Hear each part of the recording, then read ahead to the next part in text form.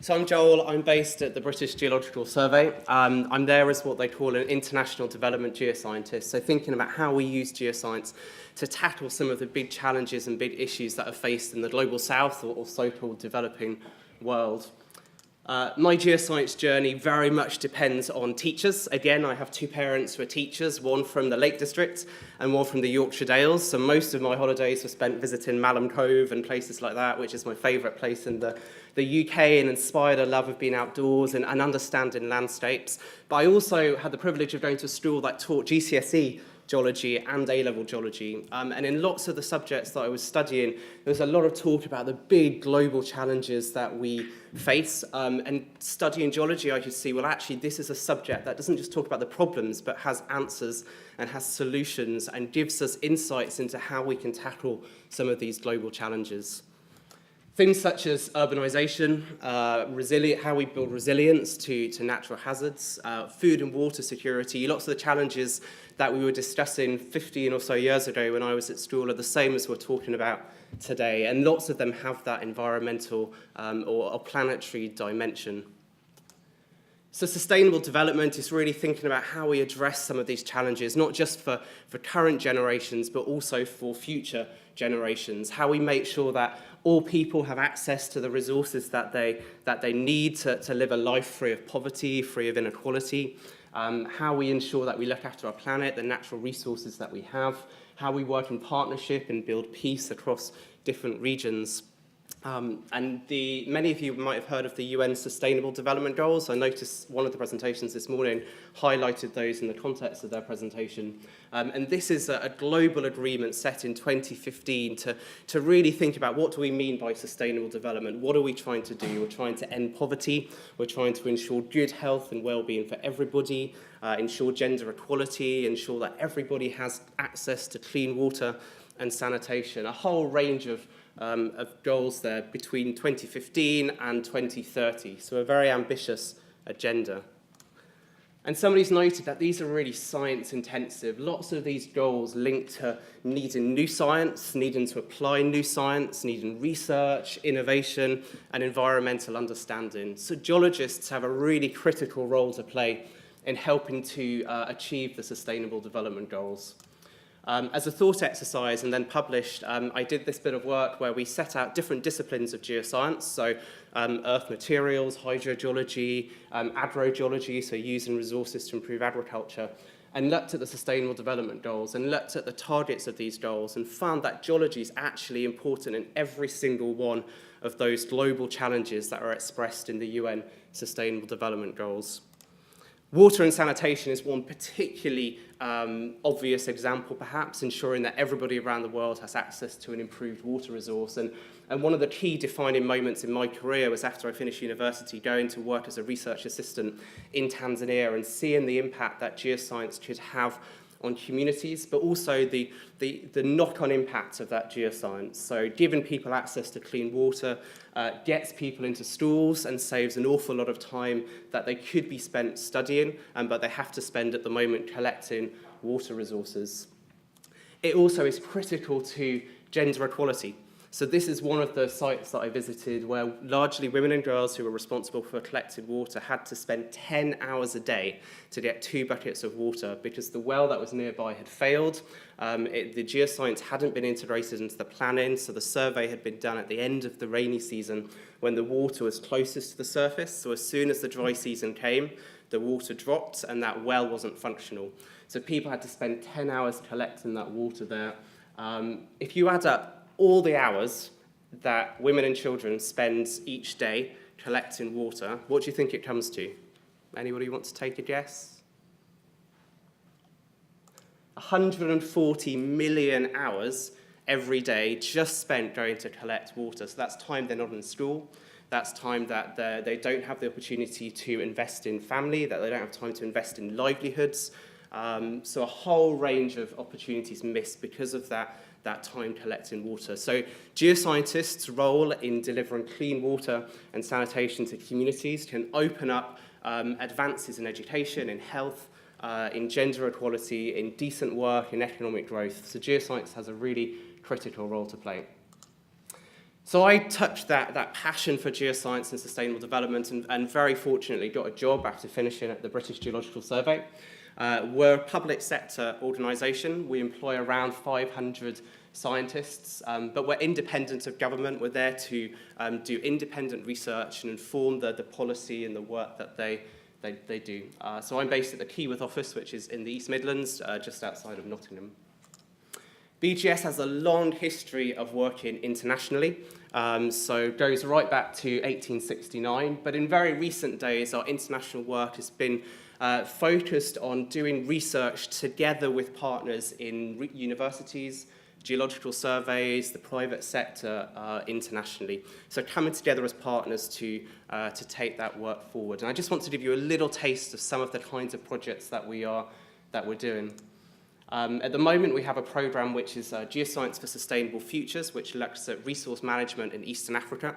So looking at soils, minerals, water, and the relationship to health, economic growth, environmental management. We have a project that looks at the resilience of cities in Southeast Asia, so the importance of the subsurface in cities and the links between good water, resilience to natural hazards. And then we have a program that looks at hazard and risk in those two areas, but also beyond, particularly in the Caribbean volcanic islands, which is a nice job for those who can get to that. I've not had any trips out there yet.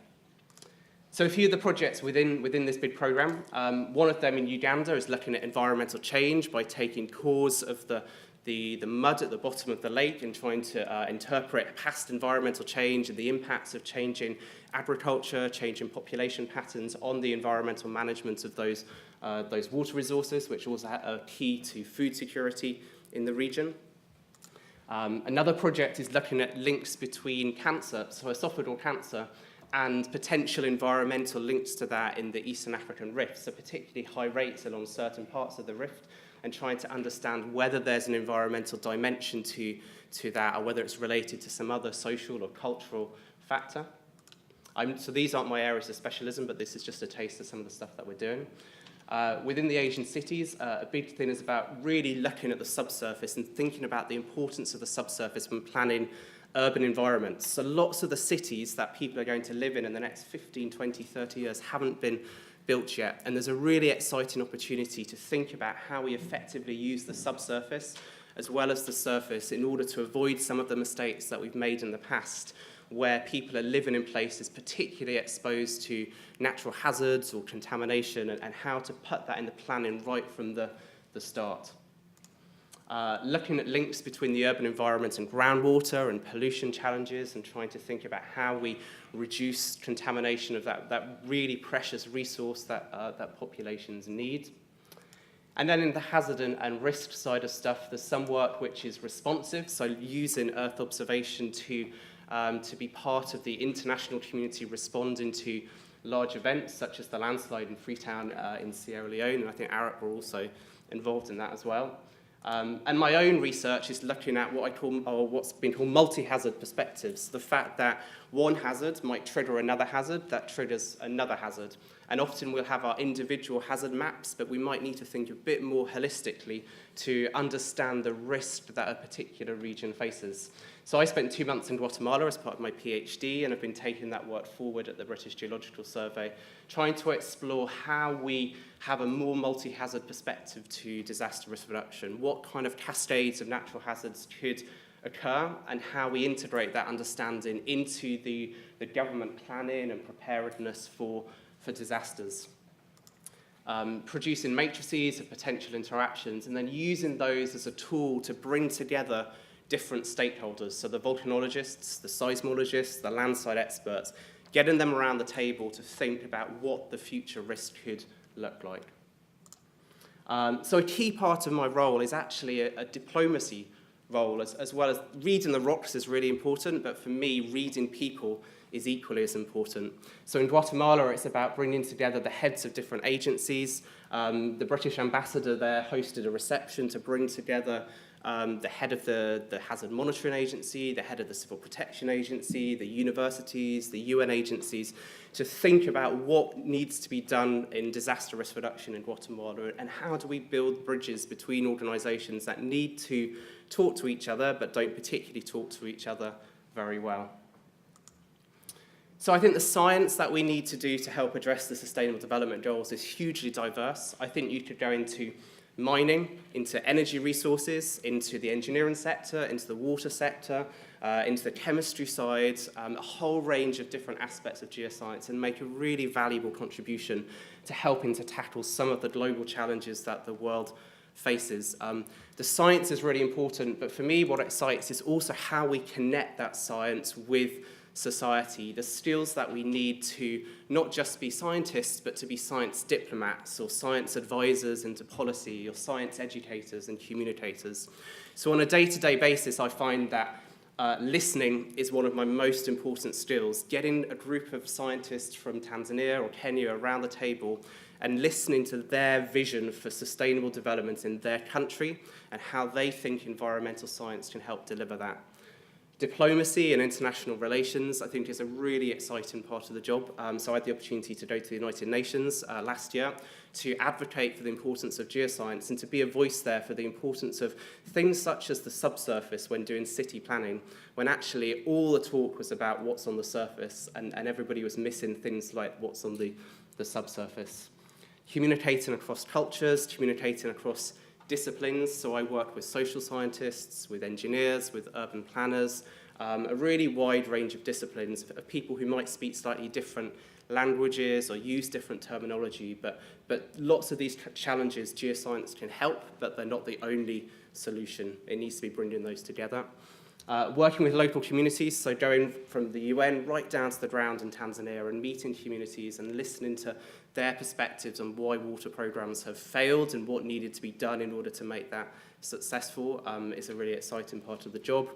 Learning and development, building capacity in parts of the global south to enhance their science research, enhance what they're doing, and building partnerships, bringing people together, recognizing that we can do more by working together than we can individually. So the science is really important. I really enjoy reading the rocks, but reading people, building bridges between organisations and thinking about how geoscience can tackle these challenges is also very exciting.